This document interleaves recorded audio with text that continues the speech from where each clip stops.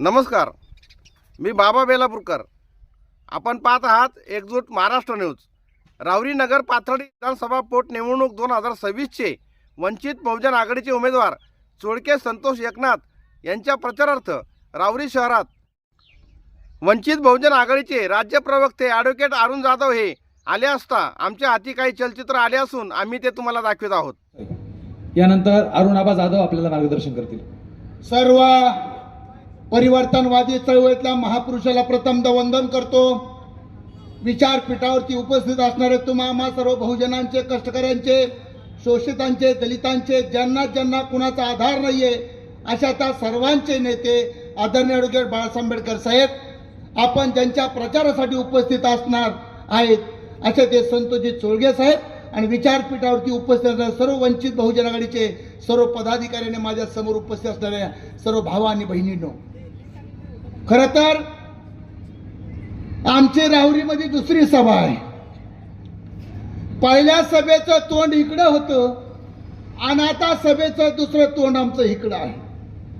पहिल्या वेळेस आम्ही आलो होतो तर साहेब आपण ठोकाठोकी करायला आलो होतो इथं.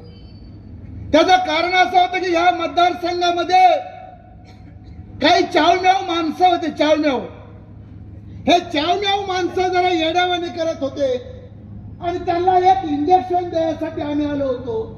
तिकडे इंजेक्शन दिलं की चावम्याव बंद झालं आणि आता इकडे तोंड केलं. आता दुसरं इंजेक्शन द्यायसाठी आम्ही या ठिकाणी आलो. मित्रांनो, लक्ष, या राहुरी पोटनिवडणूक लागले आहे. आम्ही तिघजण मैदानामध्ये उभा आहोत.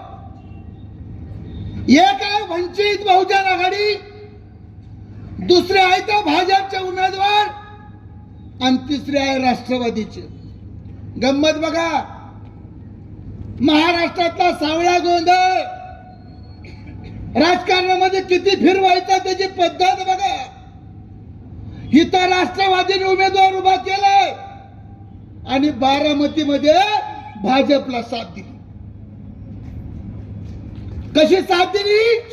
सगळेजण ऐका पुढाऱ्यांनो, या तालुक्यामधल्या सर्व मुस्लिम बांधवांना, इथल्या ख्रिश्चन बांधवांना, इथल्या दलित बांधवांना आणि तमाम भटकीमुक्त बांधवांना जाणीवपूर्वक सांगतो, बारामतीमध्ये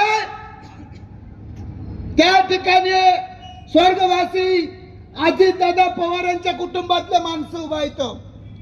त्यांचा पक्ष आघाडीमध्ये आहे, भाजप मित्र पक्ष आहे आणि या ठिकाणी वंचित बहुजन आघाडीची आणि भाजप आणि राष्ट्रवादीची तिरंगी फाईट आहे. आपल्याकडे महाराष्ट्रामध्ये ज्येष्ठ नेते आहेत बारामतीचे, हे सतत ढोल आणि ताशा वाजवत असते महाराष्ट्रामध्ये की वंचित बहुजन आघाडी बी टीम आहे. आजच्या सभेमध्ये मी सांगतो, बारामतीकरांना माझं आव्हान आहे की तुम्ही तुमचा बारामतीमध्ये उमेदवार उभा का नाही केला त्याचा सवाल जनतेला द्या. भाजपचे बी तुम्ही आहे, आम्ही नाही तर आम्ही समोर समोर लढतोय. काय चाललंय महाराष्ट्राचं राजकारण आपल्या सगळ्याला माहिती आहे. इथल्या बहुजनांच्या, वंचितांच्या पक्ष संपवायचं. आम्हाला मध्ये निवडणुकीला संतोष चोळगे ज्यावेळेस उमेदवार ठरले त्याच्या अगोदर अनिल जाधवची उमेदवारी घोषित झाली होती. हेच राजकारण काय करतात, आम्ही पण राजकारण करू शकतो. आम्हाला तालुक्यात काय चाललं ते समजून घ्यायचं होतं. कोण पुढं कोण पाठीमागं, कोणाचा कुठून निरोप येतो, कसा येतो, कुणाचा पाहुणा उभा राहतो, हे सगळं बघायचं होतं. म्हणून आम्ही एक पत्ता टाकला होता आणि तो पत्ता टाकल्यानंतर अनेक माणसं या मतदारसंघामध्ये उघडे पडले. आमच्या एका कार्यकर्त्यांनी सांगितलं की तनपुरे साहेब म्हणले थोडं थांबा जरा, मी बाळासाहेबांशी बोलतो. आम्हाला निरोप आला. आता आम्हाला समजलं की उद्या ते प्रवेश करताय पक्षामध्ये. काय राजकारण आहे मतदारसंघातलं? दिशाभूल करणारा राजकारण आहे.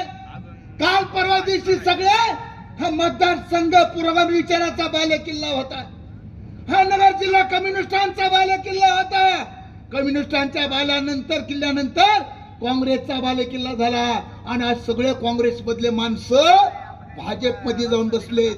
इथल्या मुस्लिम समाजाला माझं आव्हान आहे, काँग्रेसमध्ये आला की माणूस सेक्युलर होतो आणि काँग्रेस सोडलं की माणूस पुरोगामी होतो. किती दिवस फसणार आहात हा माझा सवाल आहे तुम्हाला सगळ्याला. इथल्या दलित बांधवांना माझी विनंती आहे, किती दिवस तुम्ही फसणार आहात. रस्त्याने येताना मला एक निरोप मिळाला की या मतदारसंघामधल्या ख्रिश्चन समाजाच्या शेल्सला या ठिकाणी महाराष्ट्रामधल्या सरकारने नोटीस पाडून लावलंय की हे ठिकाणचे कागदपत्राचे पुरावे द्या आणि पाडून टाका.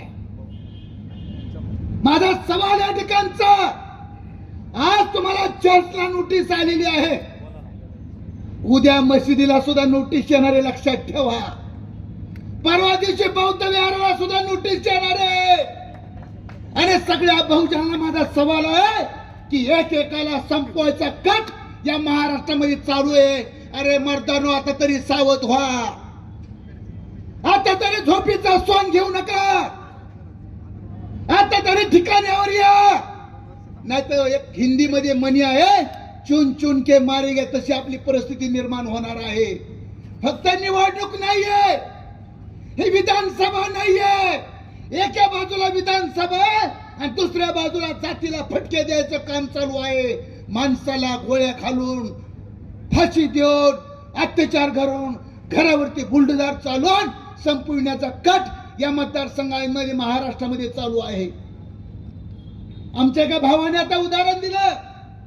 इथल्या बौद्ध बांधवांना माझी विनंती आहे, एका बाजूला त्या दलित कुटुंबाच्या घरामध्ये पोरीला जाऊन मारलं, तिची छेड काढली, आणि या मतदारसंघातले पुढारी सांगताय की गुन्हा दाखल करायचा नाहीये. आता तरी तुमच्या डोक्यात ठिकाणावर येऊन द्या. अरे कोण शत्रू आहे तुमचा? तुमच्या बहिणीची इज्जत जाते आणि पोलीस स्टेशनला फोन येतोय. काय करणार आहे तुम्ही? कवर विचार करणार आहेत? इथलं सांगितलं जातं की राष्ट्रवादी तुम्हाला वाचू शकत नाहीये. जाहीरपणे भाषणामध्ये सांगतो, राष्ट्रवादीमध्ये हिंमत नाहीये. तुमच्या बाजूने उभं राहायचे. दलितांच्या, आदिवासींच्या, भटक्यांच्या, ओबीसींच्या, अल्पसंख्याकांवर होणाऱ्या अत्याचारासाठी ते रस्त्यावर येऊ शकत नाहीये, कारण त्याला दम दिला जातो. एखादा आमदार बडबड केली की संध्याकाळी त्याला फोन येतो, काढू का तुझं बाहेर सगळं, देऊ का तुला नोटीस. आज ख्रिश्चन समाजाला ह्या मतदारसंघामध्ये नोटीस दिल्यात. सैरा वैरा पळतात, विचारपूस करतायत. त्याला एकच उत्तर आहे, एकच औषध आहे, रामबाण औषध. ते फक्त आदरणीय बाळासाहेब आंबेडकर साहेब, दुसरं कुठलंच औषध नाहीये. कुठल्या दवाखान्यात जा तुम्ही. मुस्लिमांना पण माझं आव्हान आहे, तुम्ही कुणाच्या दवाखान्यात जा, तुम्ही बरे होणार नाहीत. जाहीरपणे अरुण जाधव सांगतो, जाहीरपणे लिहून घ्या, चॅलेंज देऊन सांगतो, मुस्लिमाने कुणाच्या दवाखान्यात जा, तुम्ही नीट होऊ शकत नाहीये, तुमचा मृत्यूच आहे. एकमेव दवाखाना आहे आदरणीय ॲडव्होकेट बाळासाहेब आंबेडकर साहेब. ह्या दवाखान्यात तुम्ही नीट होऊ शकतात, दुसऱ्या दवाखान्यात नीट होऊ शकत नाहीये. बऱ्याच जणांचे निरोप आले, राष्ट्रवादीला मतदान करू का तुम्हाला मतदान करू. अरे किती दिवस असा विचार करणार भावांनो. ह्यावेळेस राष्ट्रवादीला मतदान करतात.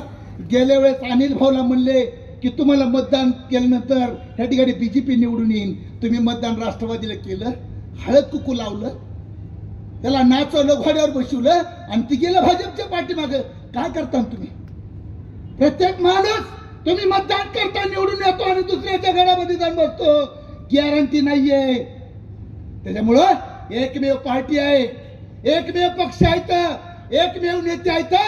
या ठिकाणी आदरणीय ॲडव्होकेट बाळासाहेब आंबेडकर साहेब आणि वंचित बहुजन आघाडी या इथल्या पूर्ण दलितांच्या, आदिवासींच्या, भटक्यांच्या, ओबीसींच्या, बाराबलुताच्या बाजूने खंबीरपणे उभा राहून न्याय देणारे एक गरीबाचं लेकरू ह्या ठिकाणी उभा केलं आम्ही. हे काय टाटा बिर्लाचा लेकरू नाहीये, हे कुणब्याचा लेकरू आहे. अगोदर नगरसेवक झालं आणि नगरसेवक होऊन या ठिकाणी आता ह्या विधानसभेच्या निवडणूक लढतोय. आम्ही वर्गण गोळा करून त्याला मदत केलेली आहे. आम्ही कारखानदार नाहीत, बँकेचे व्हाईस चेअरमन नाहीत.